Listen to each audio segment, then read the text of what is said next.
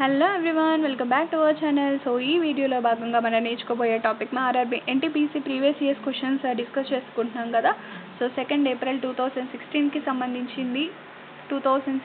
సంబంధించింది shift 2 paper.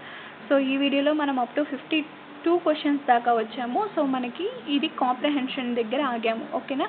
So ఈ comprehension passage ఏంటంటే జాగ్రత్తగా ఈ యొక్క కాంప్రహెన్షన్ చదివి, సో మనకి ఎవరు ఆపోజిట్గా ఉన్నారు, ఎవరు డయాగ్నల్గా ఉన్నారు, సో ఇలాంటి డిఫరెంట్ ఎవరు నార్త్ ఫేస్ ఉన్నారు, ఎవరు ఈస్ట్ ఫేస్ ఉన్నారు, లైక్ సిట్టింగ్ అరేంజ్మెంట్ లాగానే ఈ సమ్స్, ఓకేనా. కాంప్రహెన్షన్ ఒక మ్యాథమెటికల్ ఫార్మాట్లో అడుగుతారనమాట, ఓకే. సో ఇది కూడా కొంచెం ఈజీగా ఉంటుంది, కొంచెం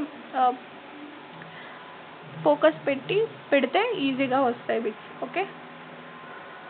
next, which of the following pairs is exactly opposite to each other? So ఇది మనకి కాంప్రహెన్షన్ ప్యాసేజ్ ఏమో, okay. Next,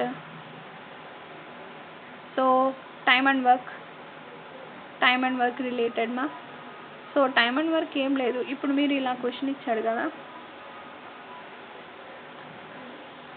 M1D1 H1/W1, M2D2 H2/W2. So is equals to వేసుకొని మనకి ఏం అడుగుతున్నారో అది ఎక్స్ అనుకొని అది మనం వాల్యూ ఫైండ్ అవుట్ చేయాలి, ఓకే. ఇవి కూడా ఈజీనే. నెక్స్ట్, ఈజీ అంటాం కానీ అక్కడికి వెళ్ళిన తర్వాత అన్ని టాపిక్స్ మనం ఏం ప్రిపేర్ అయ్యామో అన్నీ కూడా ఎగిరిపోతాయి. బట్ ఎప్పుడైతే మనం నోట్ చేసుకుంటామో ఫార్ములాస్ ఇవన్నీ నోట్ చేసుకుంటామో అప్పుడు మనకి ఈజీగా గుర్తుంటుంది అనమాట. సో ఈజీ అని చెప్పడానికి ఈజీగానే ఉంటుంది, బట్ అది చేయడానికే చాలా కష్టం.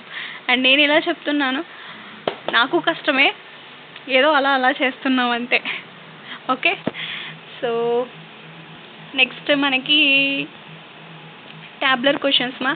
సో ఎక్స్పెండిచర్, ఈ హౌస్ హోల్డ్ ఎక్స్పెండిచర్కి సంబంధించింది అడుగుతున్నారు.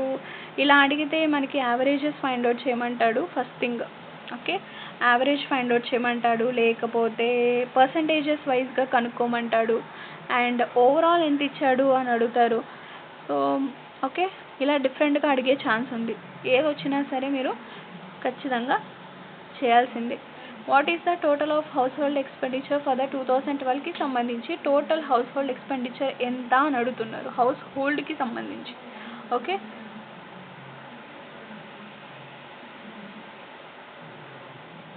ఈ ఇయర్కి సంబంధించి ఎంత అయింది అని అడుగుతున్నారు.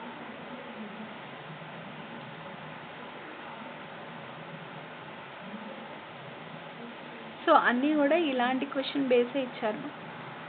ఐ థింక్ ఇక్కడ వాల్యూస్ కూడా ఏమి ఇవ్వలేదు. ఒకసారి నేను మీకు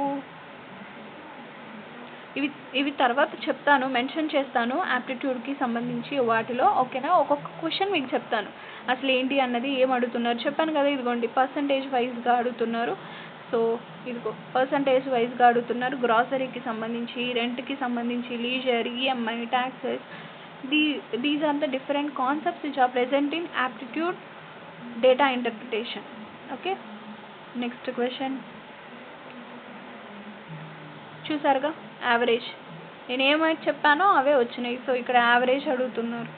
సో లీజర్కి సంబంధించిన యావరేజ్ అడుగుతున్నారు. నెక్స్ట్, మెన్సురేషన్, జామెట్రీ, ఈ 2 టాపిక్స్ కంబైన్ చేసి అడుగుతున్నారు. Next, the operating system Unix is the trade mark of. Unix అనేది దేనికి సంబంధించి, bell laboratories, okay, laboratories. Next, the first large scale electrical air conditioning was invented and used in 1902 by.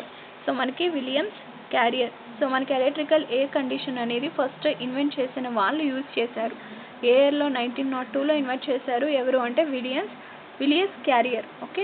Next చూసుకుంటే మనకి geometry, ఓకేనా. So geometry.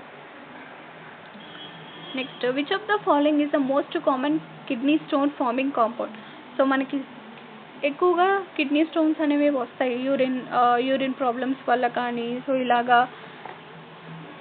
లోపాల వల్ల కొన్ని like ఏమంటారు మెగ్నీషియం లోపం వల్ల ఇలా డిఫరెంట్గా